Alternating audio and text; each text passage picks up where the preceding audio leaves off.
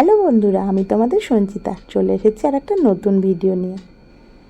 রেসিপিটা দেখে নাও। প্রথমে চিকেনগুলোকে ছোট্ট ছোট্ট করে পিস করে নিয়েছি। তার মধ্যে আদা বাটা, রসুন বাটা, নুন, একটু গোলমরিচের গুঁড়ো, একটু লঙ্কার গুঁড়ো, সয়া সস, একটু ভিনিগার সব দিয়ে ভালো করে মেখে নিয়েছি। তারপর দিয়ে দিলাম একটু কর্নফ্লাওয়ার, দিয়ে ভালো করে এটা ম্যারিনেট করে রেখে দেব প্রায় 45 মিনিটের জন্য। আর এদিকে দেখো কী কী নিয়ে নিয়েছি। রসুন কুচি নিয়েছি, কাঁচা লঙ্কা কুচি নিয়েছি, আর নিয়েছি পেঁয়াজ আর হচ্ছে ক্যাপসিকাম। এবার 1 ঘন্টা ম্যারিনেট করে রাখার পর চিকেনের পিসগুলোকে খুব সুন্দর করে গোল্ডেন ফ্রাই করে নিচ্ছি। যখন দেখবে যে বেশ সুন্দর করে ভাজা ভাজা হয়ে গেছে চিকেনগুলোকে, তখন তুলে রাখবে। আর চেষ্টা করবে ব্যাচে ভাজার, একসাথে ভাজবে না। আমি কিন্তু ব্যাচ করে করেই ভাজি, তাহলে বেশ ভালোভাবে ভাজা হয়। এরপর দেখো তেলে দিয়ে দিলাম রসুন কুচি, তারপর কাঁচা লঙ্কাটা দিলাম, দিয়ে পেঁয়াজগুলো দিয়ে দিলাম। একটু নেড়ে চেড়ে নিয়ে তারপর দিয়ে দিচ্ছি ক্যাপসিকামটা। এবার খুব ভালো করে এগুলো একটুখানি ভেজে নেব। অনেকে এটা অনেকটা বেশি ভাজে, অনেকে একটু কম ভাজে। তো কম ভাজলেও কোনো সমস্যা নেই। আমার সেদিন একটু কাজ ছিল, তো এদিক ওদিক হয়ে গেছে, একটু বেশি ভাজা হয়ে গেছিলো। তারপর দেখো ভাজা ভাজা হয়ে গেল। ওর মধ্যে যেই মশলাগুলো আমি দিয়েছি সেগুলো একটু বলে দিই তোমাদেরকে কী কী দিয়েছি।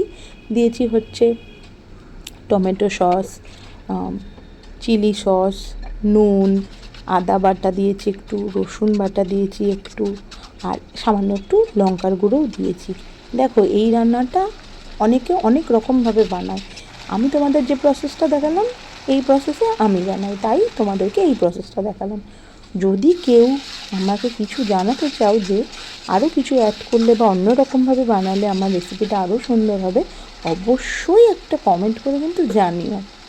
তো যখন সব মশলাটা ভালো করে কষা হয়ে গেল, তারপর সবজিগুলোর সাথে পুরো মশলাটাকে কষিয়ে নিয়ে একটু জলের মধ্যে আমি কর্নফ্লাওয়ার গুলে নিয়েছিলাম, ওই স্লারিটা আমি এর মধ্যে দিয়ে দিলাম। যখন দিলাম দেখছি মনে হলো যে একটু কর্নফ্লাওয়ারটা একটু বেশিই পড়ে গেছে, তাই আমি কি করলাম, একটু গরম জল ওর মধ্যে অ্যাড করে দিয়েছিলাম। জলটা একটু দেওয়াতে একটু গ্রেভিটা পাতলা হয়েছিল এবং একটু ফোটার জন্য সময় পেয়েছিল। তারপর যখন জলের সাথে পুরো সবজিটা ভালো করে মিলে গেল, একটু উপর থেকে দিয়ে দিলাম চিনি, কারণ আমি প্রত্যেকটা রান্নায় নুন চিনি দুটোই দিই ব্যালেন্স করার জন্য। আর চিলি চিকেনে একটু ঝাল যেমন হয়, একটু মিষ্টি মিষ্টিও ভাব থাকে, তাই একটু চিনি দিয়ে দিলাম। আর এইবার যে চিকেনের পিসগুলো যে ভেজে ভেজে রেখেছিলাম সেইগুলো দিয়ে দেবো ওপর থেকে, দিয়ে একটু ভালো করে মিক্সড করে নেব। ভিডিওটা তো অনেকক্ষণ দেখলে, এতক্ষণে বুঝেই গেছো আজকে চিলি চিকেন রান্না হচ্ছে। তো ভিডিও আমার কেমন লাগে অবশ্যই কিন্তু একটা কমেন্ট করে জানিও, আর ভালো লাগলে অবশ্যই লাইক ও শেয়ার করো। তোমাদের ভালোবাসায় আমি অনেকটা দূর পৌঁছেছি, চাই আরও অনেক দূর পৌঁছাতে। সবাই এভাবেই পাশে থেকো।